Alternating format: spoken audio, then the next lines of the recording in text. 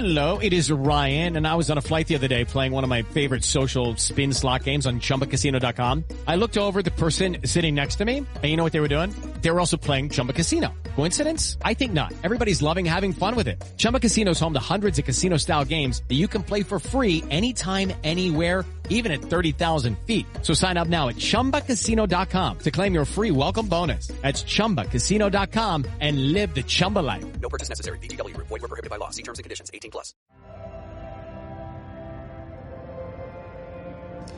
We made this.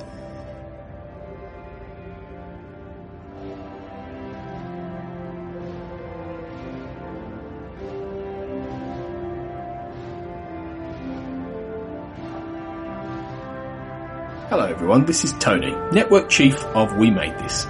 As you know, our podcast network brings together a brilliant assortment of talent who talk about all kinds of pop culture content, such as the episode you just listened to, or maybe you're just about to listen to. We're not going anywhere, but we'd love to keep the lights on for even longer if you're able to support our network on Patreon. For just £2 a month, you get your name in lights and the satisfaction of knowing you're helping us produce more great audio. And for £3 a month, you'll get your name in lights, but you'll also get access to an exclusive bi-monthly podcast from the We Made This talent pool on podcasting, pop culture, and, well, you tell us. We'll take your suggestions. For less than the price of a coffee per month, you can help keep We Made This going. Just head to patreon.com/We Made This. That's patreon.com/We Made This. And get the ball rolling. Now, back to your scheduled programming.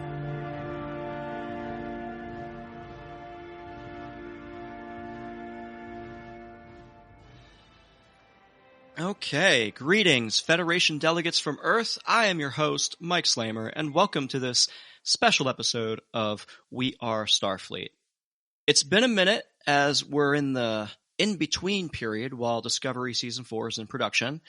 I don't know about y'all, but I really hope that Saru returns to the ship.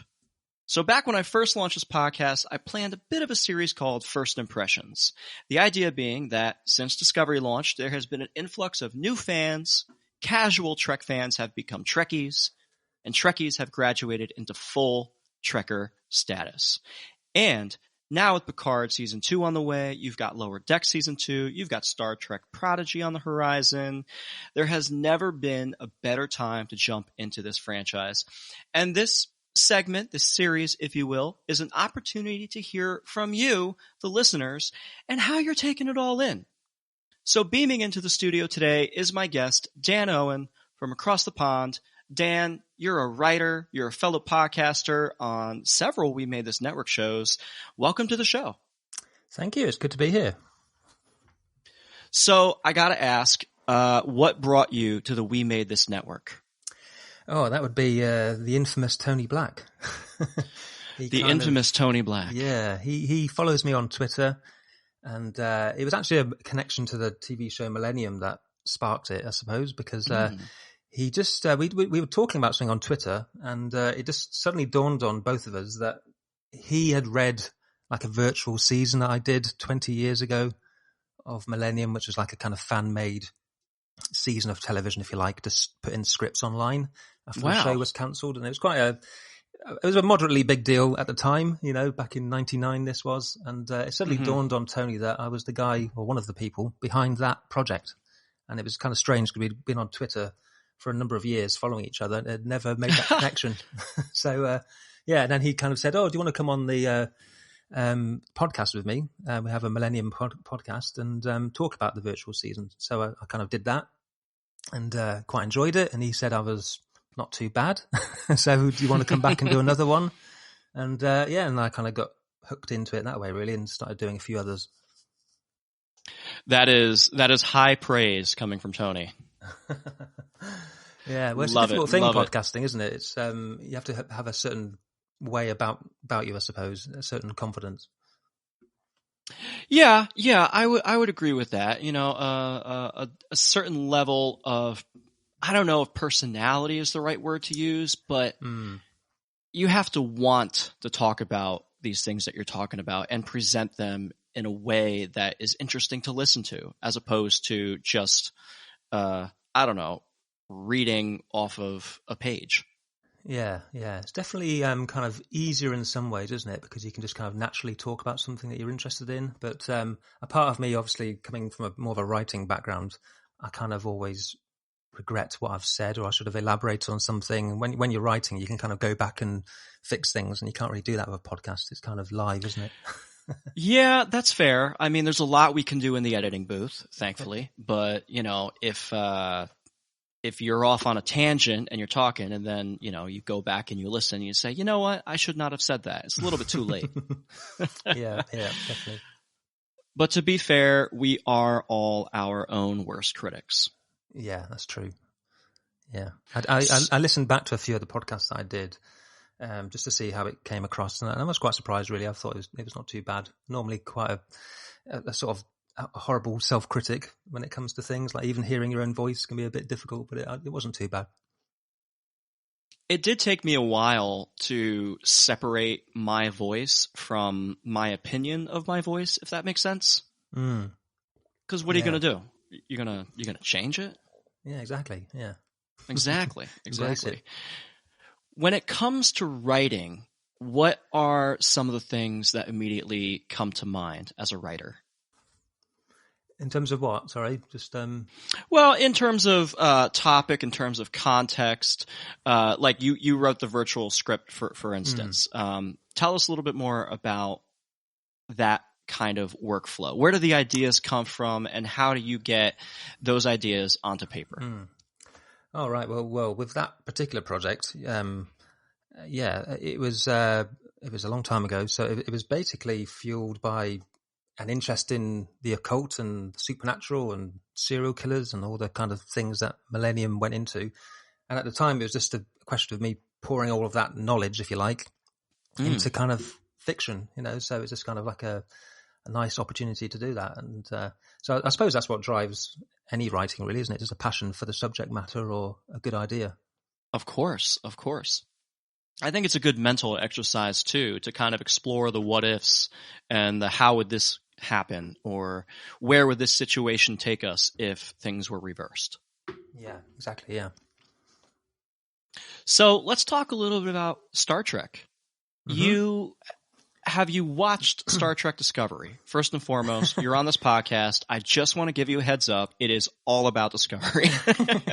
Yeah, I'd hate to really disappoint you and say I've never seen it, but luckily I have seen it. Okay. Yeah. I was quite excited for it to come back, actually, because obviously it had been quite a while since Star Trek had been on television. And and it's kind of at its best on TV, really, isn't it, as a weekly thing. So I'd agree with that. Yeah, as much as I enjoyed the J.J. Abrams produced and directed movies, they were good fun. But I was keen to see Discovery when it was announced, and I was a big fan actually of Brian Fuller, who was originally kind of very involved. Because of the shows that he's done, particularly Hannibal. I was a big fan of that show, so I was really excited for him to be involved with Star Trek. And obviously, he'd got a bit of a history with the franchise anyway, with Voyager and things. So. I was really excited for it, and I've watched all 3 seasons. Beautiful. So before we get into your thoughts on that, let me ask you, when did you first get into Star Trek? This is quite a distant memory now, I suppose, when I first encountered Star Trek, probably sometime in the mid-'80s, showing my age a little bit now, because I'm 42, so I was born in 79. So around about the mid-'80s, I think the original series was repeated somewhere. I can't remember exactly where, but I definitely remember watching it. And I used to play a game actually with my dad. In the opening credits, you used to have the Enterprise kind of whiz past, didn't you? I used to always try and guess which star would become the Enterprise. That's my earliest memory, is kind of like looking at the screen and kind of pointing to one of the stars and hoping that would be the one that was the Enterprise as it would whiz past. So, yeah, I remember doing that. That's a beautiful memory. Yeah. I think it's really interesting how many modern fans today that I talk to are into Star Trek as a result of their parents watching the original series. Yeah, definitely. My dad was really the person who kind of watched Star Trek, I suppose. It was through him that I saw the original series. And then after that, Next Generation really was the big thing that came along. That's where my fandom really took hold, I suppose. So I remember my dad had rented some of the videos of the series. So they must have been released probably a year after it came out. So you're looking at 88, I'd have thought. So he came home with the videos and we watched those. And that's quite a dim memory as well, I suppose. But I do remember not liking it, to be honest.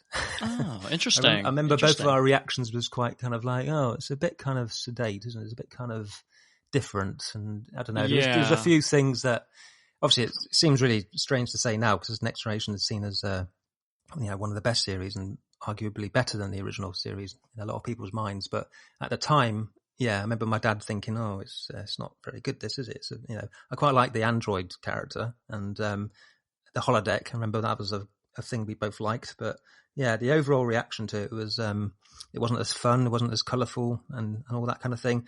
And obviously the first season is not the best, is it? For Next Generation. Right. So But so over the years, I suppose that came on to television. I started to watch it weekly. And by the third season, I was more of a fan. And I think it was the Best of Both Worlds, wasn't it? It was that two-parter that I think made most people into a big fan of the show. So same here as well. Yeah, that was a little bit of a slow burn too, because they introduced the Borg or the concept of the Borg early in the first season. And then in the second season, you had that penultimate, let's meet who they are.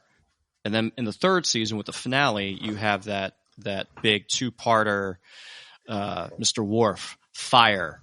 And you're like, whoa, this is happening. This is a big moment. That was huge. That was huge. Yeah, definitely. That was like one of the first big cliffhangers, wasn't it? That I remember anyway. So I had to wait however many months it was.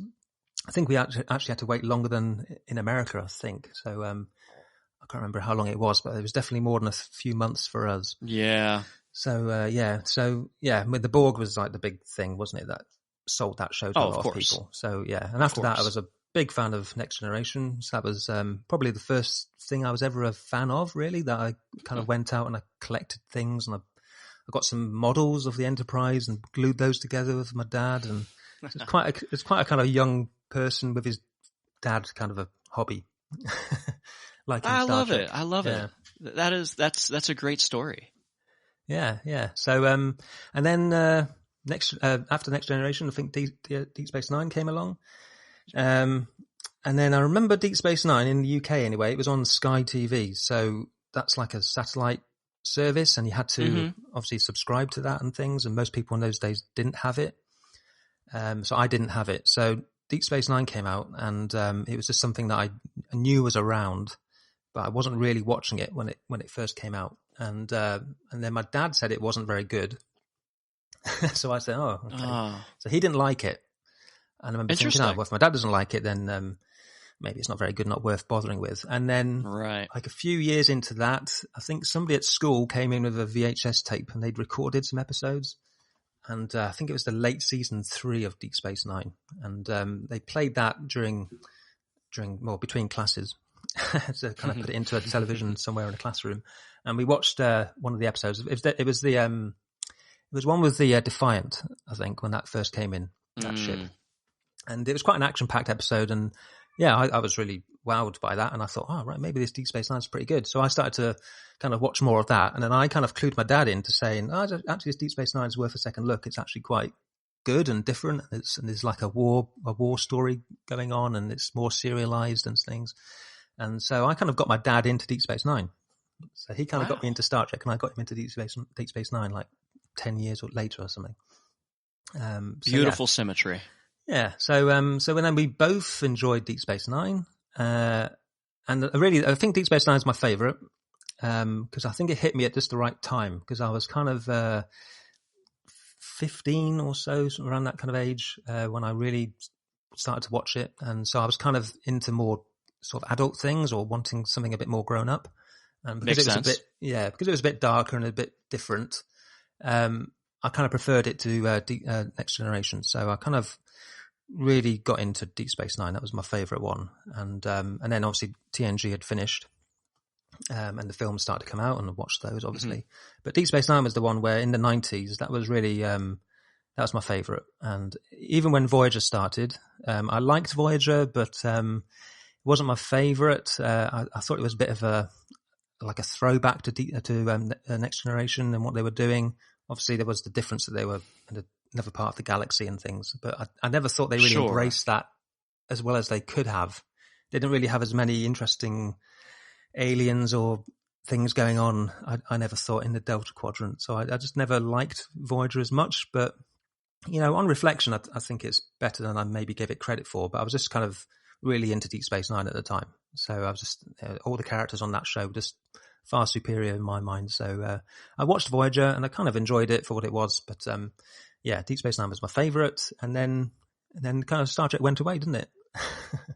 It came. Well, I suppose Enterprise. I'm forgetting Enterprise, aren't I? I always forget Enterprise. Enterprise came in. I was kind of in my early 20s at that point, and like I say, I was more into stuff like Millennium and X-Files and stuff had kind of taken over a little bit.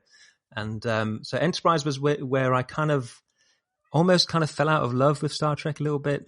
I wasn't really a big fan of that show. The fact it was a prequel, I didn't think that was a good idea. And I kind of stopped watching. I think it was somewhere in the middle of season 2 I actually stopped, which was unusual really for me. Normally I'd stick with it. But I think Battlestar Galactica had come out as well around that time. And that was just That's right. Yeah, and so that kind of just seemed like a natural progression of that whole kind of space sci-fi show. And Enterprise looked a bit old hat in comparison. So I kind of went with Battlestar Galactica and I kind of just ditched Enterprise, and I have gone back to it on Netflix in more recent years to kind of watch the episodes and seasons that I didn't see originally. But yeah, ultimately I don't think I missed too much. There's some decent stuff here and there, but it wasn't the best, I don't think. So yeah. Fair enough. I want to go back to Voyager for a second here. Yeah. You mentioned that it was trying to be a little bit too much like TNG. I always found, and maybe this is why I really liked it so much, because I grew up on TOS originally. And, the stories of Kirk, Spock, and McCoy are like ingrained in my memory for the rest of my life. Yeah. And I felt that Voyager was kind of trying to straddle the territory of being both TOS and also TNG with the more modern aesthetic and sleeker ship designs with the CGI. But TOS, in that they were on the frontier, they were always exploring, they were always on their own, they were, so the character dynamics and that level of risk that always seemed to be at play. But I agree with you in that it may not have executed as well as they had hoped it would. Yeah, that's a good that's a good point that you've made. Yeah, definitely. There's some value to Voyager. Definitely. It wasn't terrible or anything. I watched it. I watched every season. It definitely got better as it went along. But I just found that they kind of almost. I don't know. The whole thing would have had half the crew was the Maquis, wasn't it? And half the crew was Federation. And that idea was great, but it just didn't go anywhere, did it? It just kind of, after a few episodes, Chakotay was just like, "Oh, you're just second in command now," and that's it. I mean, Battlestar Galactica, for example, would have really used that. They would have leaned in hard, And so I was just seeing. Well, obviously, Battlestar Galactica came a lot later, but it's time for today's Lucky Land horoscope with Victoria Cash. Life's gotten mundane, so shake up the daily routine and be adventurous with a trip to Lucky Land. You know what they say, your chance to win starts with a spin. So go to LuckyLandSlots.com to play over 100 social casino-style games for free for your chance to redeem some serious prizes. Get lucky today at LuckyLandSlots.com. Available to players in the U.S., excluding Washington and Michigan. No purchase necessary. VGW Group. Void where prohibited by law. 18+. Terms and conditions apply. It is Ryan here, and I have a question for you. What do you do when you win? Like, are you a fist pumper, a woohooer, a hand clapper, a high fiver? I kind of like the high five, but if you want to hone in on those winning moves, check out Chumba Casino. At ChumbaCasino.com, choose from hundreds of social casino-style games for your chance to redeem serious cash prizes. There are new game releases weekly, plus free daily bonuses, so don't wait. Start having the most fun ever at ChumbaCasino.com. No purchase necessary. VGW Group. Void where prohibited by law. See terms and conditions. 18+. It kind of, I just knew in myself that they're not doing very well with this idea. It's kind of, they set it up quite nicely, and I didn't feel that it was executed that well. And then by like the fourth season, they were bringing in, Jerry, what was her name? Jerry Ryan, seven of nine, and that was kind of in a cat suit, wasn't it? To try kind of appeal to the teenage boys, and then they really started to lean into the Borg because First Contact had been a big hit, and it just became. I just got the impression that they're just kind of just playing to the fans now, and I don't know. It was never what I wanted it to be in my head, essentially. That's a good way of describing it. And I would think that Ronald D. Moore, who was a producer on Star Trek Voyager, he left Voyager to go off and make Battlestar Galactica. And a lot of folks are of the opinion, myself as well, that had Ronald D. Moore stayed on to do Star Trek Voyager, it would have turned into a more darker, gritty, if they had let him do what he wanted with the show. A lot of folks say like Battlestar Galactica is what Star Trek Voyager should have been, in that you're on your own, you're out here, you're by yourself, you're struggling to survive, and you have to make it work. Yeah, definitely. And I even wonder if Discovery, obviously with the spore drive, is very similar to the way Battlestar Galactica would jump around, wouldn't it? So I always wonder if they even borrowed from that. So there's a kind of a weird circle happening. There really is. There really is. I did get the impression from season 3 of Discovery that they were kind of going in a Voyager direction where they're on their own and they're out there and they don't have the help anymore.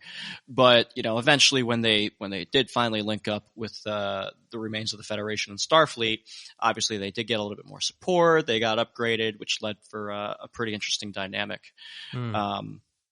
But yeah, perfect segue into Star Trek Discovery here. So, of course, it is the first of the modern Trek era. Originally, it was going to be produced by Brian Fuller. He had this whole idea. Unfortunately, he had to step away, and we get what we get, right? So let me ask you, season 1. When it dropped, you were excited about it? Were you kind of cautious? Were you nervous? We knew that Brian Fuller had left when it started, didn't we? So there was a bit of trepidation, thinking, why has he left? What's going on? What's all the behind the scenes controversy that we're not hearing about? And I remember there was lots of talk, wasn't there, about issues going on in the creative team and things and all this, but I just accepted it for what it was and went with it and watched it, and I enjoyed the first 2 episodes. I thought it was interesting, some of the changes that they'd made, particularly in focusing just on one character with Michael Burnham instead of being more of an ensemble straight away. It was more like we'll just follow her and her story. So that was different and interesting, and obviously the visual effects are like incredible nowadays. So it's even now I can't really believe the quality. I think it's $8 million, isn't it, an episode or something crazy? At least, yeah. So it's mad, really. So I enjoyed the first 2 episodes, and as it got into the season, you could see that sort of Brian Fuller maybe had one idea in mind, and they began to kind of drift from that. I think, obviously, I don't want to speak for him or anything, and maybe you know more than me, but I've got the feeling that Brian Fuller wanted it to really focus on the whole Federation Klingon war, and maybe do like a DS9 type of overarching story for a number of years, but I think they kind of ditched that essentially, didn't they? It never really seemed to take hold. Yeah. The season 1 with the Klingon War, there were definitely a lot of missed opportunities there, and I agree with you in that I do firmly believe, and we don't really know because this information is not really available and it never came to fruition, but I do firmly believe that there would have been a very dark, very gritty, very bloody Star Trek series in front of us. Yeah. So, well, maybe that would have worked and been better. I'm not too sure. But yeah, it's always difficult, isn't it, if a TV show launches with one creator and that creator has to leave. I mean, right now with the Nevers with Joss Whedon, obviously, has left that project, hasn't he? And similar thing, I suppose, that he's left, and what will happen to that show? Because without the creator at the helm, it will obviously not be what it was intended to be. Right. But overall season 1, I enjoyed Jason Isaacs as the captain, and I thought it was interesting they did the mirror universe as well. That kind of run of episodes was enjoyable. Although again, it's a bit odd doing that, but because you don't really know the characters, so to just kind of flip them and show the evil versions, it's kind of like, well, I don't really know the good versions yet. Yeah. So maybe leave that for season 4 or something, really. But yeah, so there's little things that kind of I was like raising my eyebrows at. But I liked the twist with Lorca, Jason Isaacs' character being from the mirror universe. I thought that was a good idea, nice little twist. And the fact that he'd kind of left after season 1 as well was a bit of a surprise. So definitely there's certain things they did where it kept you on edge, and kept you on your toes. Whereas with the traditional Star Trek shows, you kind of know that all the main characters are going to survive every episode. True. But with Discovery, you're a bit more, okay, well, maybe Michael Burnham will survive every episode, but everyone else, they're so kind of loosely defined in a way that they could all kind of just disappear, couldn't they? I mean, a lot of the bridge crew do get killed off just as they become interesting. That's true. And listen, if you get, the first 15 minutes of an episode hyper-focused on one character, right then and there, they're gone. They're off. They're done. They ain't coming back. That's the new red shirt, isn't it? If you get a focus. There you go. Season 2. I personally was a big fan of season 2 when they brought in the Enterprise, they brought in Captain Pike, they brought in Spock, played by Ethan Peck. I thought it was a lot of fun. My opinion on the whole control AI thing has always, I kind of go back and forth about it. Some days I'm like, yeah, I get it. It was really cool. It was fun. Other days I'm like, I don't like it. No, it was too much. Let's move away from this. What about you? Season 2 kind of leaned hard on the nostalgia. Did you feel a little bit like too fan servicey, or did you like it? Yeah, I like season 2, but yeah, I mean, it's kind of heart and head, isn't it? Because your heart says, I'm enjoying this, it's good fun. And your head's saying, you shouldn't really be bringing in the Enterprise and Spock and Pike. You barely know some of the characters on the actual show, and you're bringing in these other ones. And it didn't really help in the sense that Captain Pike was immediately the best character on the show. So it was like, okay, I'd rather watch him. And then obviously we've now got a spin-off show coming with him. So it was kind of like almost like a trial run for Strange New Worlds, isn't it? With the new show that's coming, more than a Discovery season, strangely. Yeah. I can, looking back on it, it makes perfect sense now why they would do all that if they wanted to launch that show. Yeah. I don't know if that was their intention. Maybe it was, but I just thought they genuinely didn't expect everyone to like Pike as much as they did. So, I'm pleased we're getting that TV show. I think that will be good. But yeah, so it's a strange one because, again, it's just Discovery was making strange errors along the way. That just kind of disappoints me because I just don't think it was a wise idea to bring in Spock and things. I've never really enjoyed the fact that Michael Burnham's got a direct connection to him. So I just don't see the point to that. It could be any Vulcan character, couldn't it? Why does it have to be Spock? It's just literally to kind of get that name recognition to bring in people who maybe won't watch Discovery, but if they hear that Spock's in it, then they maybe will. But it's always looking to the past, isn't it? I always think Star Trek should be moving forward, and Discovery was obviously a prequel, and that's what disappointed me really, is that whole idea behind it, that it wasn't doing anything new as such, in terms of where it was in the timeline and things and where it could go. It always was a bit hemmed in by having to adhere to the past and how things were before, the original series. So it's just little things where, if I was in charge of Star Trek, I just wouldn't have done that. So, So would you say that you found yourself trying to reconcile with what you would see on the show, with what you know about Star Trek from the prior shows or the movies? Yeah, a little bit. I mean, I don't get too obsessed with it. I mean, if I was my teenage self, maybe would be really up in arms about some of the things. But I think as you get older, I mean, I'm in my 40s now, so it's not a cool thing, is it, to get really obsessed by these kind of things. So I just kind of take it as what it is, and I'm not going to get too upset. But I understand why they don't obviously all wear same uniforms as they did in the 60s and things, and I'm not too upset about that.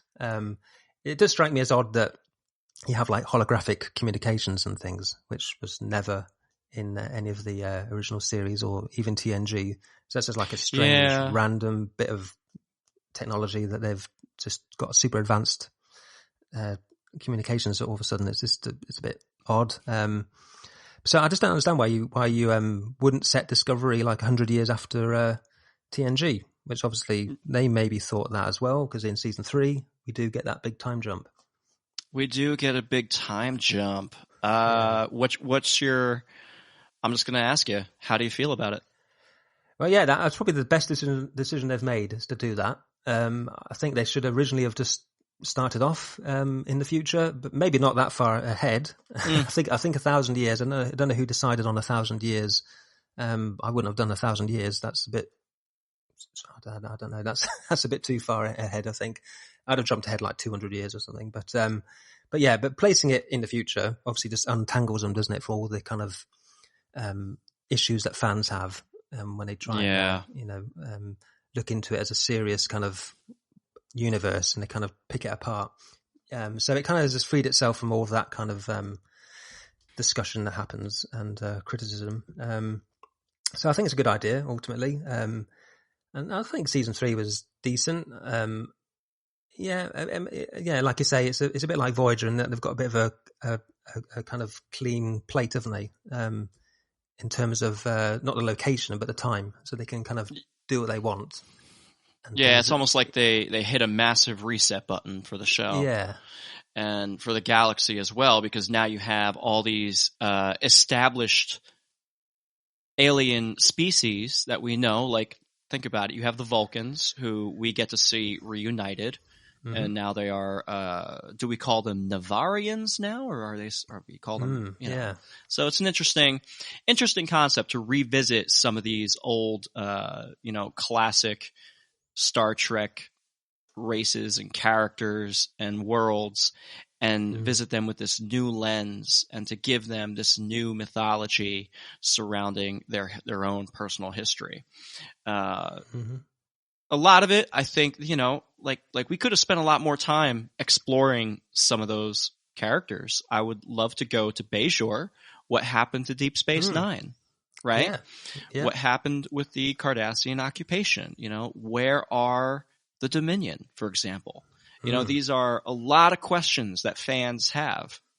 And for the show itself, for all the writers and producers, for as much as they love Star Trek, to not give us some of those answers, and to not even to tease some of this stuff. They put in Easter eggs, when they were showing some of the star maps, and they were like, oh, here's Cardassia Prime.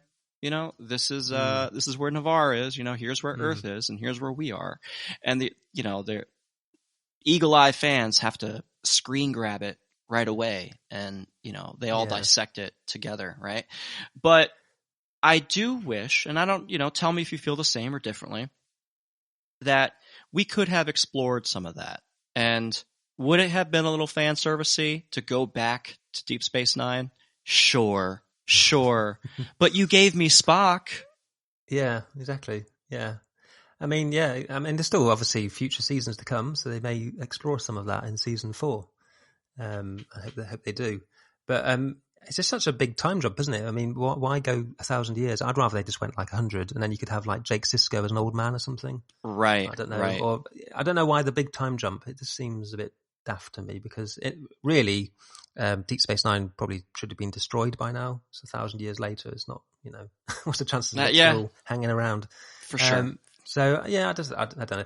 Again, it's the old thing, isn't it? If I was in charge, I'd have done it differently, and it would have been better. But I just do think it's strange they did the 1,000-year jump ahead. That's just a bit strange to me, because you could have done 80 years or something, and then bring in some of the old characters from Voyager and Deep Space Nine, and have them come back. They're kind of doing that with Picard, aren't they?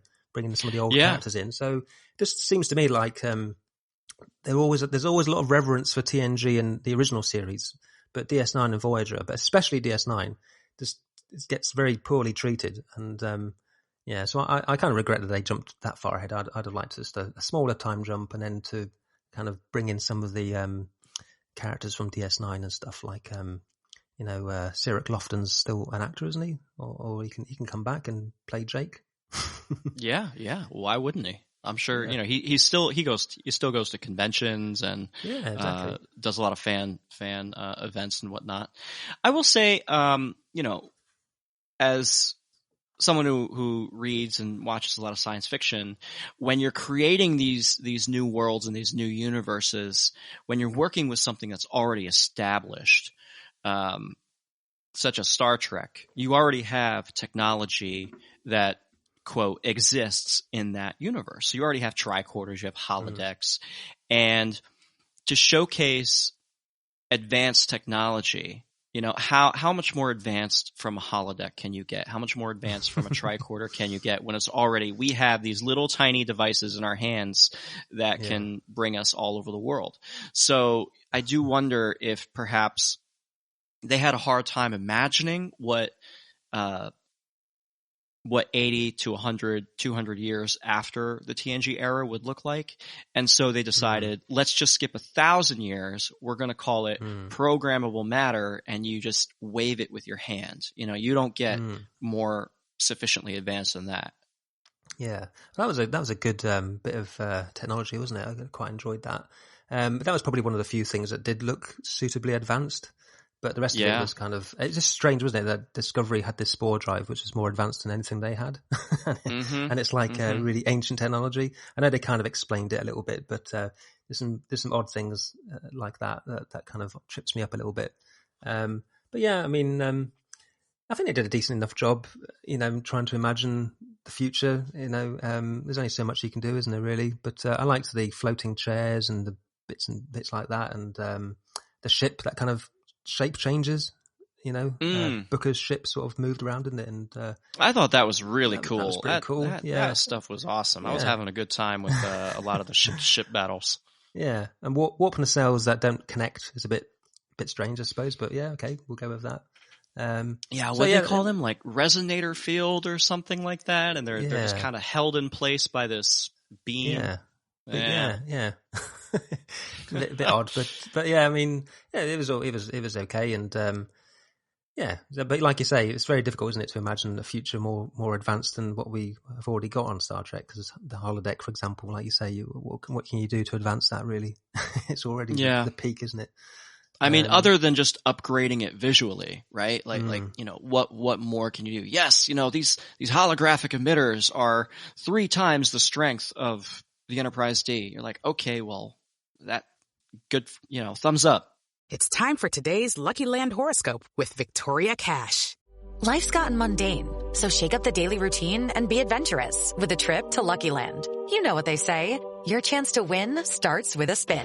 So go to LuckyLandSlots.com to play over 100 social casino-style games for free for your chance to redeem some serious prizes. Get lucky today at LuckyLandSlots.com. Available to players in the U.S., excluding Washington and Michigan. No purchase necessary. VGW Group. Void where prohibited by law. 18+. Terms and conditions apply. Hello, it is Ryan, and we could all use an extra bright spot in our day, couldn't we? Just to make up for things like sitting in traffic, doing the dishes, counting your steps, all the mundane stuff. That is why I'm such a big fan of Chumba Casino. Chumba Casino has all your favorite social casino-style games that you can play for free anytime, anywhere with daily bonuses. That should brighten your day a little. Actually, a lot. So sign up now at ChumbaCasino.com. That's ChumbaCasino.com. No purchase necessary. VGW Group. Void where prohibited by law. See terms and conditions. 18+. Okay. There's not much you can do with that. I suppose you could have it where the entire interior of the ship was a holodeck. So there's no actual physical components inside. It's just all a holodeck. Well, that was the plot for Star Trek Insurrection, where they had this big holodeck ship hiding, in the middle of the lake, and the bad guys were going to cart off, the people on the planet onto this holodeck ship so they could take the planet back. This Fountain of Youth or some such thing. Yeah. Oh, see, I've blanked that film, unfortunately. It wasn't one of my favorites. That's okay. I actually liked it. It plays out like an extended Star Trek episode, which, of course, that Star Trek is made for TV. It works best when it's a little bit slower paced and a little bit more thematically heavy. And some of the action-oriented films, when they lean too hard into the action, they fall a little bit flat. But Yeah, I mean, you can go either way on that, I suppose. Yeah, maybe I should go back to it. It's been literally 20 odd years since I last saw it. Yeah, although I do think it's pretty ridiculous that they gave Worf a pimple. Oh yeah, I forgot about that. I just remember that the finale had, or the climax had some green screens, wasn't it? Still visible. I still see occasional pictures of that on Twitter. Yeah. Then you had Riker flying the Enterprise with the joystick. Oh, the joystick, yeah. Mm-hmm. That was a little silly too. But hey, you know what? It got me in the seats, so there is that. Yeah. I mean, we're talking about ships. We're talking about all these future far-flung technology. When they showcased a lot of the vessels, when they were doing that big flyby as they were entering, the star base, did anything really jump at you? Were you like, oh my God, there's the Voyager J? Probably if I was a teenager, that would have been a big highlight. But as you get older, I don't know. I'm not as thrilled by that kind of stuff now. It was interesting to see the Voyager J. I thought, okay, yeah, a little shout out to Voyager. Where's Deep Space Nine? Where's all those call outs? Never happens. Yeah. But, you had the Eisenberg class. Oh, yeah, you did. Yeah, that's true. Yeah. A little bit of a nod, nice, of course. Yeah, that was good. Sorry, but my memory of that scene is a bit hazy. Sorry, but yeah, no worries. It was an enjoyable little sequence, I suppose. Yeah, I quite like the ship designs and things that they do. You can't really fault the visuals. I like the Discovery itself. I remember when it was first, like a concept art came out, didn't it? And they had like a little animatic that they showed of the ship. Oh, and yeah. I remember really hating the design at that time. I thought, oh my God, what have they done? It looks horrible. But luckily the finished product was a lot better. I quite like it. I like the kind of angular look to it, and the way it kind of looks like the Starfleet logo. So I quite like that. That's a good point. I do love the refit when they pull up and they get upgraded and they get all the new technology built into the ship. Very nice, very sleek. It brings it an element of, yes, this is supposed to exist in the 31st, 32nd century, wherever they are. Yeah. Were there any major moments in the show that really grabbed you? Across all three seasons? Across all three seasons. Well, it's one of those shows. I'm not a hater of Discovery. I'm not one of those people who hates it or anything. But it's definitely one of those shows that hasn't really connected to me, like emotionally or anything yet. Mm-hmm. There's certain characters I like. I think for me, Michael Burnham and Saru are the best kind of duo, if you like. Mm-hmm. Especially in the earlier season when he was kind of not so keen on her because of her actions. In season one, and there was a bit of antagonism there. I quite like that kind of dynamic of her trying to win him over and things. So I quite like Michael and Saru, and obviously Doug Jones is great. He's probably the best actor they've got on there. He's perfect for Star Trek. So I like those two characters. I like their dynamic. In terms of like things that have happened that I've enjoyed, probably the best thing that's Discovery related. To put my teeth back in, the best thing that's Discovery related that I've seen is probably the short trek episode Calypso. Oh yes. That is that's one of those flash in the pan episodes that they produced, they put out. It came out before season 3 dropped.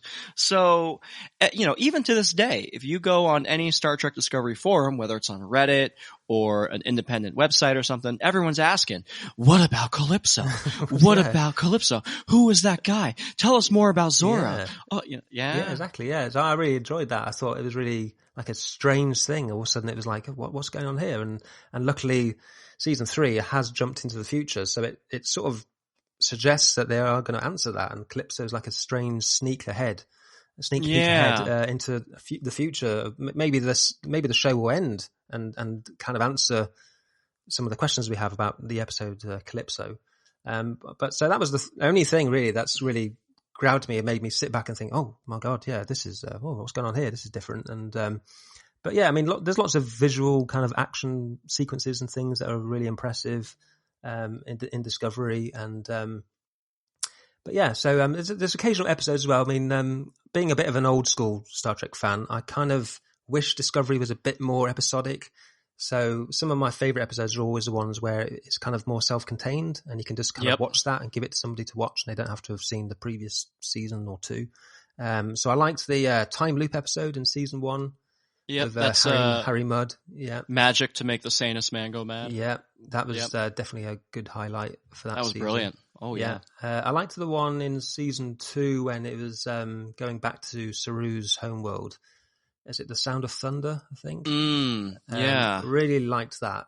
And in season 3 as well, I liked the Trill episode when they went back to Trill.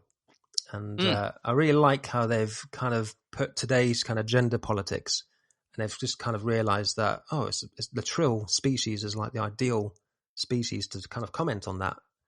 Sure, sounds like a really ingenious way of linking like a current hot topic, if you like, with something that already existed in Star Trek and kind of exploring it more. And obviously, DS9 didn't really do that with its own Trill character. Dax was not really. It was never a big kind of trigger for stories, was it? The fact that she was a Trill, that I remember anyway. So they just they just accepted it. Yeah, you just got the occasional comment from Sisko that she was the old man, right? Because he knew Dax when she was in a different body. So I liked that. That episode was good, and Unification 3 as well, like a kind of quasi sequel, wasn't it, to the Spock episodes from TNG? But that was interesting. Quite a brave thing to do a sequel to a big kind of classic 2-parter. But that was interesting. That was good. So they're the kind of like main episodes that have stood out to me. But I've kind of enjoyed all of them to varying degrees. But it's definitely the kind of show where I just don't feel like I know the characters very much. It's just one of those shows where, Michael, I know a lot about her. It's mainly from her point of view. I like Saru, and you know quite a bit about his species and his background. And Stamets a little bit, not too bad. But people like Tilly and things, I mean, you kind of know a little bit about Tilly. But most of the bridge crew, I mean, I couldn't even tell you their names, to be honest. It's just That's fair. So it's just kind of strange to me because obviously what I always loved about Star Trek is that you had this great ensemble. So in TNG and DS9, especially for me, every character could hold an episode on their own. You know, you could have a Worf episode one week, and you can have a Troy episode and a Picard episode, and every character could hold an episode. But with Discovery, I don't think you'd really want a Tilly episode. Hello, it is Ryan, and I was on a flight the other day playing one of my favorite social spin slot games on ChumbaCasino.com. I looked over at the person sitting next to me, and you know what they were doing? They were also playing Chumba Casino. Coincidence? I think not. Everybody's loving having fun with it. Chumba Casino is home to hundreds of casino-style games that you can play for free anytime, anywhere, even at 30,000 feet. So sign up now at ChumbaCasino.com to claim your free welcome bonus. That's ChumbaCasino.com and live the Chumba life. No purchase necessary. VGW Group. Void where prohibited by law. See terms and conditions. 18+. You know, but maybe you do. Maybe you just haven't had a good one. But they just don't seem to do them. They don't seem to ever take the time to dedicate an episode to one character and make you love that character. And they did do that, didn't they, for the I can't remember the character's name now, but the one who was like a cyborg kind of a lady? Commander Arium, yeah. Yeah. They kind of did that. There was a random episode, wasn't there, where they kind of focused on her, and it was really good, and I thought, I really like this character now. And then, like we said earlier, they killed her off in that episode. It's like, what is going on? So, very brutally, yeah. She so that's kind of bizarre to me. Yeah, so it shows that they can do it if they want to. So I just find it strange that, like, Dr. Culber, for example, I mean, he's a good actor there and things, but it just seems to be his whole thing is just that he's in a relationship with Stamets. Do you know much more about him, really? It's just, I don't know. I think they just need to focus more on the other characters and just kind of build them up a bit better. Sure. That's my one issue, and hopefully they do that in season 4. Star Trek has always really excelled at showcasing the more human elements of that drama and the more internal dynamic that characters can have with each other. You know, you think about the great episodes of Star Trek over the course of history. They're not these big, huge set pieces. You know, best of both worlds aside, right? I feel like, you know, CBS will be forever chasing that dragon in terms of, the right element of drama and action. But they only got that because they had all those episodes in front of it where they took the time to make you care about the relationship between Commander Riker and Captain Picard, and to make you care about the fact that Commander Riker doesn't actually want to leave the Enterprise unless it's for a good reason, because his position on the Enterprise is one of the best in Starfleet, and you understand Riker's actual motivations for staying, as opposed to being like, well, he's lazy, he doesn't want a command of his own. It's like, no, he knows where he's best utilized, and that's right here, right? And you understand that as a viewer. With Star Trek Discovery, I feel like they have these moments of clarity where they say, yes, these are our characters. There's a friendship between Burnham and Tilly that we don't really get explored. We are told, hey, they're best friends. They love each other. They support each other. They care about each other deeply.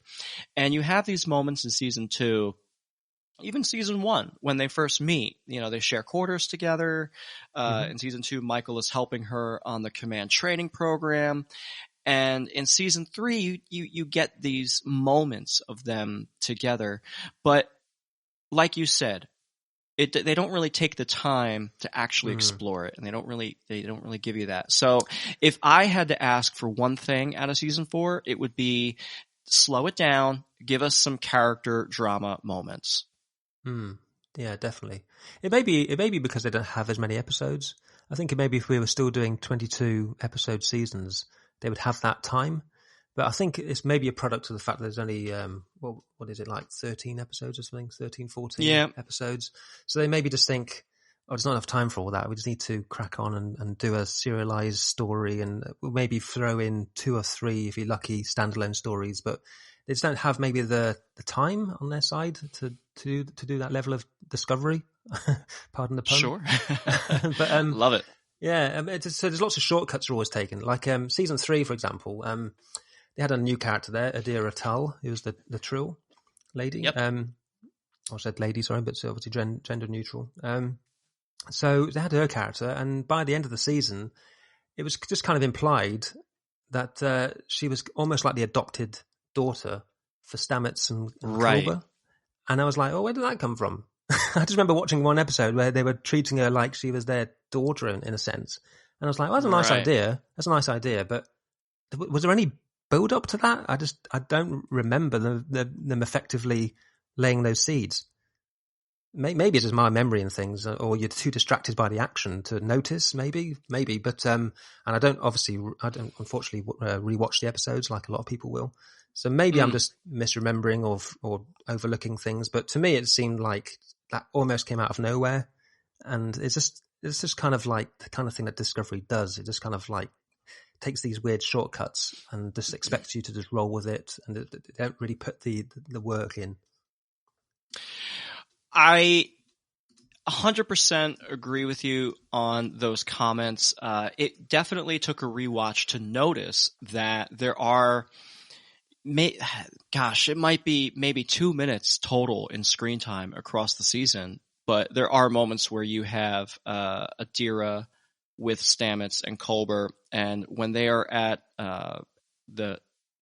Giorgio's, I don't want to say funeral, but like party or memoriam, they are actually they're sitting together. Culber, Stamets, and Adira are all sitting together, and Gray appears to Adira, and Stamets is basically saying, I can't remember the line, but he kind of turns to where he thinks Gray is standing, and says something effective like, hey, you better appreciate Adira because we certainly do. Right. So it's one of these things where if you're not, Discovery demands that you watch it like eyes glued to the screen. If you look away, you might miss something. If you run to the bathroom, but you don't pause it, you're definitely missing something, right? If you're on your phone live tweeting the show, you're 100% missing good stuff.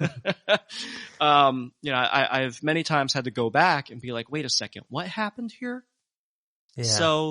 Yes, you are right in that there's so much, these episodes are packed with content and information. And, you know, a single line of dialogue will inform an entire scene later on at the end of the show. And you think to yourself, wait a second, did I miss something? Yeah.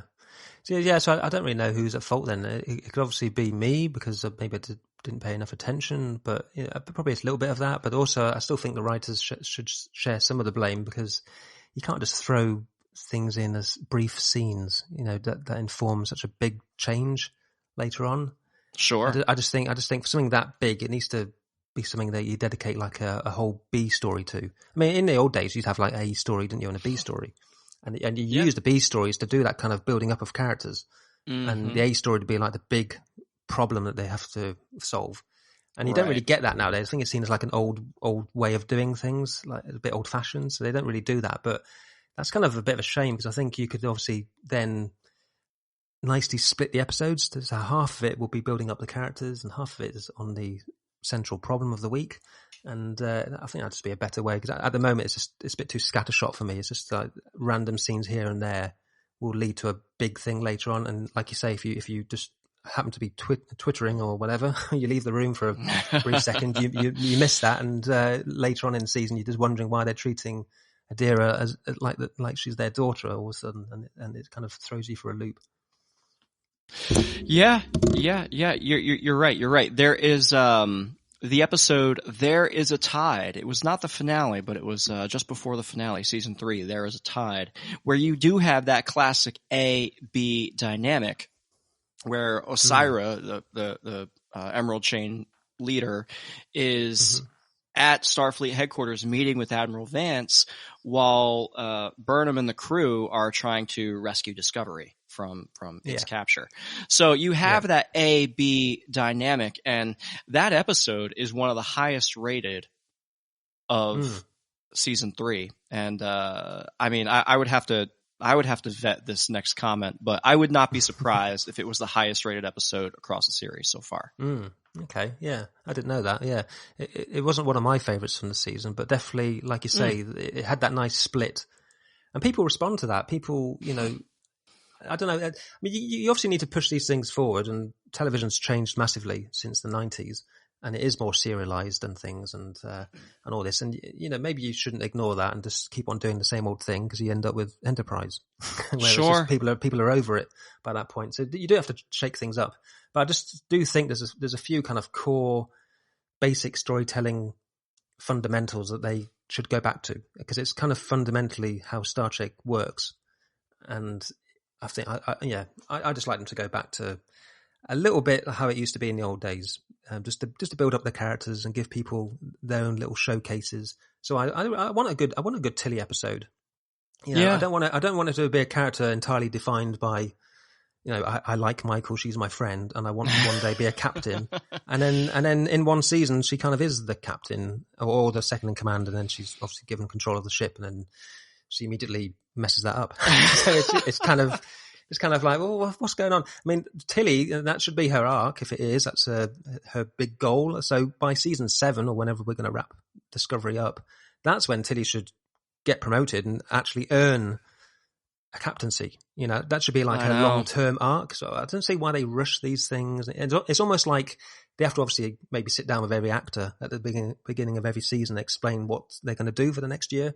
And maybe they just have to keep some of the actors on the hook by saying, oh, don't worry, yeah, we've got a good plan for you this season. You're going to end up being the captain of the Discovery. And they just they just kind of rush these ideas maybe to keep the actors happy that they've got something to do. Or but I don't know. Maybe there's a lot that goes on behind the scenes you don't hear about, but I just think they just rush things a little bit, and it's just, I don't know. It's, for me, I just I want that slow progression and a sense that things are naturally developing, and I'm not quite getting that yet. Yeah, I think we all kind of want things just to slow down a bit, you know. let these characters breathe. If you were given the role of head writer for season 4, where are you hoping to take it? Where did we leave it? I'm trying to remember what the last thing was. We've got Michael Burnham as captain now. She's finally ascended to the chair. Yeah. Okay, and that's good. I mean, the trailer aside, showcasing another galaxy-wide threat. I wouldn't do that. Wouldn't do that? You wouldn't do that? Yeah, they seem to like that, don't they? They need these big galaxy-affecting things that happen every season. Because it's kind of like a big plot that they can return to every episode or every other episode. They did that with the Red Angel thing, didn't they? And they just seem to have that as a recurring idea that we have to have these big mysteries and big problems. I personally wouldn't do that. I'd go back to basics a little bit more and I just want some old fashioned sci-fi. Essentially, some good ideas. I like the mycelial network and the tardigrade and all that kind of stuff that came in early on. And that was good, kind of big, bold sci-fi ideas. I'm not sure if any of it makes much sense in reality, but it was new. New and different. And I thought, okay, this is interesting. And so I want some big ideas. I mean, even just like doing an old-fashioned time loop episode ended up being one of my favorites for that season. So I just wish that the writers would sit down and actually think, let's come up with a really good sci-fi idea and just do that for an episode. And, maybe have a loose plot happening in the background. I just treat it, go back to DS9 again, but it's such a favourite of mine. The way they did it, I think, was perfect. You had the Dominion War in the background and it was always there simmering away, and you'd have your big episodes that dealt with that and your big two-parters, and your premiere and your finale would probably lean into that. But in between, you had all the random episodes that focus on the characters and just a good sci-fi idea. I just kind of take it back to those days, but maybe that just shows my age. Beautifully said. Beautifully said. I don't think it shows your age, but I do think it was well said. Yes. Before we wrap up, is there anything else you want to touch on? No, I hope I haven't come across like I hate the show or anything. I do watch it. I watch it and I do enjoy it. It's definitely my favourite of the new Star Treks. I really didn't like Picard. If we were talking about Picard, then I would be a lot more negative. I didn't like that at all. Well, without going into terrible detail, give us a taste. Just give us a taste of why you didn't like Picard. Well, to be honest, I didn't feel like Patrick Stewart felt like Picard to me. I know he's meant to be an older person, but I genuinely thought that he didn't know how to play the character anymore so much. It felt like he was just himself almost, just saying the lines. I don't know. I never got a sense it was Picard there, especially because I did actually dip into a few old TNG episodes around that time just to kind of prepare the way for Picard coming back. So I had Picard quite fresh in my mind of what he was like. And obviously, I know he's a younger man, obviously in the early 90s and things, but it's literally a 20-year difference. Yeah. But I don't know. He just seemed like he wasn't quite Picard to me. It was just, I don't know. It didn't quite work for me. And and the overall story, again, leaning into the Borg, I think that's very overplayed on Star Trek in general. And just where the story went, and I don't know. It just didn't really. It seemed to me like they were making it up, and I think they have said it. I think there's a few interviews came out recently where some of the writers have admitted that they kind of were making it up as they went along towards the end. And I think that, the last episode I thought was a bit of a mess. I would agree with that. The Gollum construct and as a whole idea is a little wacky to me. I mean, at that point, why wouldn't you just say, thank you, Patrick Stewart. Now we are moving forward with James McAvoy as the younger version of Picard in this series. Yeah. Yeah. So I wasn't a big fan. We've got Q coming back now, haven't we? So I don't know how that will work. But yeah, it's the kind of thing again. They're always referring back to the old things to kind of hook you in, keep you there. I just don't think they should be doing that with Star Trek. I don't know why you'd really greenlight a Star Trek Picard series. To be honest, you need to be doing new things. So I'm not a big fan of Picard or the idea of bringing that character back. To be honest. Fair enough. I can't say I entirely disagree with you, but I did really enjoy the first half of the season of Picard. I thought, honestly, everything that took place on Earth, I actually liked. And then once we got into space, I was like, it's starting to lose me a little bit until we got to the episode with Riker. Yeah, there was definitely some good moments along the way. I did like Riker, actually. I think he, Jonathan Frakes definitely still knows how to play that character. That felt like Riker to me, and even Brent Spiner, I think, still doing good job there as Data. And it was definitely nice to see him back with his wig. So yeah, there was good moments along the way, but it wasn't one of my favourites. And in terms of Lower Decks, I have only seen a few episodes of that, and to be honest, I wasn't massively impressed. But I am told it gets better, and by the end, apparently, it's it's most people's favourites. I've heard, but it's a love letter to TNG, is what it is. It really does take a couple of episodes to kind of get the feel for it, because the humor is a little wacky, it's a little zany. It's that the showrunner was also part of Rick and Morty, so it does have that sense of anything could happen at any moment type of humor. But it's clever, it's fun, and it gets me laughing, honestly. So is it canon? Is it like part of the universe? Yeah. Right. It's okay. canon, So those characters, this is what plays on my mind. This is what kind of like a weird disconnect happens to me. But I always think, well, okay, so those characters, even though they're animated, they kind of exist in Star Trek. So, the people in Discovery can refer to those characters, and they did once exist. And so it's all takes place in that universe. To me, it just seems okay, but all the characters on Lower Decks talk very much like they're modern day people, and the humor is very Family Guy to me. That kind of, and I just can't kind of connect it. I'd much prefer the old days where TNG, DS9, Voyager, I mean, they were all part of a universe, and they all connected quite nicely. And the tone was all there, and it just worked. Even Enterprise connected well enough that I can accept that they were all taking place in the same universe. But since then, Discovery has its little shaky areas, but I can kind of accept that. But with stuff like Lower Decks, I just always think, oh, okay. If it's actually meant to be part of the universe, I just can't. I don't know. My brain just does a weird backflip when I think about it, because it doesn't. I don't know. That kind of style of humor doesn't. I don't know why it exists in Star Trek. It seems like it should just be accepted as a little kind of random thing, and it does not to be taken seriously. Yeah, I don't take it seriously. Like, it doesn't stack up. If I want to watch something and really engage my mind, I'll watch TNG, right? But if I want to have a lighthearted, romp in the Star Trek universe, I would put on Lower Decks. Right. Okay. Yeah. So, again, it's, humor is also very contextual, and, it's subject to everyone's opinion. So if it doesn't land for you, no harm, no foul. But for me personally, it works well as an easy laugh. Yeah. I mean, I do laugh at it. I'm not like a humorless Englishman who kind of got my arms folded and hate it. I do. That's the strange thing. I do laugh at it. I could see the jokes are funny and things, but I just like connecting it to the Star Trek universe. It doesn't kind of click for me. So I just kind of see it as a weird offshoot of Star Trek, not to be taken seriously. And what's the product? What's the You're Prodigy? not wrong. You're not wrong for that. Honestly. Right.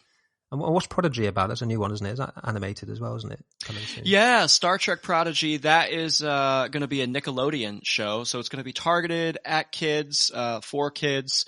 But so far as we know today, we do know that Kate Mulgrew is reprising her role as Catherine Janeway, who will be a hologram, a command training hologram on board a ship in the Delta Quadrant. So interesting. And all the kids who are going to be on this ship are, they're different backgrounds, different races of aliens, and somehow they stumble on the ship, and presumably the story will take shape as it unfolds. Yeah. And I'm personally anticipating it to be kind of, easy, values and moralistic type lessons that may harken back to the earlier TNG stuff, just in an animated form, easy to digest for kids. Sort of like Dora the Explorer in space. Dora the Explorer in space. So it's not a comedy, is it? It's like just aimed at kids. I'm sure there will be some lighthearted humor to stuff. it. Yeah. Not unlike, something like Avatar or something in that vein. Yeah, I am looking forward to Strange New Worlds, though. I actually am looking forward to that one because I did like Pike, and I'm quite excited for that. So I think that'll be interesting. So far as we can tell right now, it is going to be a little bit more episodic, and I think it would have to be, considering we very intimately know Pike's ultimate fate, right? So yeah. There's only so much you can do with that. Yeah. It'd be funny, that show, because by the end of that show, when it's finished, it might seem very strange that Spock then sort of connects with Kirk and things, and because in the past it's always been, in my head, it's always been that Spock and Pike was a very brief thing, and then very quickly he kind of sort of met Kirk, and that was where the big relationship came, but obviously with this show focusing on those two characters exclusively, it would be interesting to see that Spock now will be forever changed, because you will know now that he had this big thing with Pike, and it wasn't just like a random, very brief association. It was actually like I had many years of adventures with him, and it was very similar to what happened on the Enterprise with Kirk. Yeah. A bit of a strange retcon they're doing. I mean, agree. One of my initial hesitations with Strange New Worlds is that it definitely feels like it's going to be like TOS light, I guess, because it's going to have the same kind of dynamic with the characters. It's going to be the same kind of show where they're exploring strange new worlds and seeking out new civilizations. So we already have that show. It's called Star Trek. Yeah. Right? Yeah. So why do we need Strange New Worlds if we already have? But I understand. You want to update the aesthetic. You want to tell these stories again. I mean, who knows? Maybe we'll get a recast Kirk, and Lieutenant James Kirk will come into play, and maybe we'll revisit the vampire cloud, right? I don't know. Right, yeah. But there are stories to be told. I don't know that this particular show is the way to do it. But then again, hey, I'm not hired. I'm not writing it. I'm not producing it. Far be it for me to tell you what to do. And Anson Mount as Captain Pike is really a knockout. He's really good. Yeah, definitely. So on that note, Dan, thank you again for joining me today on this podcast, sharing your thoughts on Star Trek Discovery. If I want to tweet at you my thoughts, where can I find you? I'm on Twitter. If you search for me, I'm Dan Owen 79, giving away my age again. Find me on there. Are you working on anything these days? Where else what other podcasts can we find you on? Oh, right. Okay. Well, I'm sometimes on the Real Talk podcast here on the We Made This network. So you can probably find me there occasionally. But I'm mainly kind of dealing online with the website Frame Rated. So if you visit framerated.co.uk, that's a website with lots of film and TV reviews and things. And I'm the editor there, and I write there. So you'll find a lot of my stuff on that site. Very cool. Very cool. Dan, thank you so much. And folks, as always, if you want to get in touch with me directly, you can find the show on Twitter and Instagram at StarfleetPod. If you'd like to be a guest on the show and share your unfiltered thoughts on why Captain Saru was done dirty in Season 3, reach out to the show through social media or our email, wearestarfleetwmtr@gmail.com. And we are a proud part of the We Made This Network of podcasts at wemadethisnetwork.com. So please don't hesitate to engage with us. We love Trek. We love you. Dan, thank you again. I really appreciate it. And folks, we'll see you next time. Elsewhere on We Made This. Frame to frame. I'm going to wind you up and go now. Glenn Close in Hillbilly Elegy. Oh my God, give me that Oscar right now. Put some grits on the breakfast plate and go and have barbecue because it's absolutely amazing. Like, literally like that all the way through it. Like, it's just crackers. Didn't she win the Razzie as well? I think, oh my God, I got a rally gold, my Oscar nomination. That's what we got down here in Alabama. Like that. My days.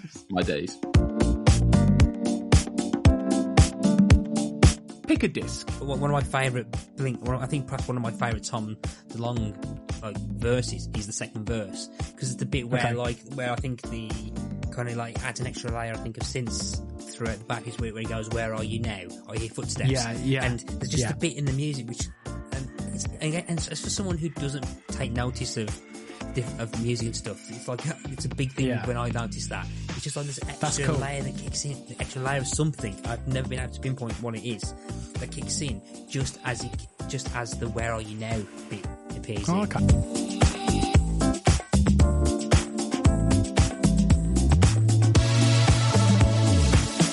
Right in the childhood. The term benders was affectionately used on more than one occasion. So Doc and Brock always gave us a giggle. Referred to the viewers as his benders. And at no point do I think that this was a dig at gay people, or do I think that it was deliberately supposed to be controversial using a hate term. But I don't feel like they would do it now. It was so funny. And obviously it's these kind of shows, you have fan names for them, and Benders is a good one to have, but it was just, we laughed every time. We can't deny it. Every time Doc Croc said Benders, we looked at each other and grinned, and I'm like, I'm 42 and you're 24, and we're laughing at the word Benders. Check out all of these shows and more on the We Made This podcast network.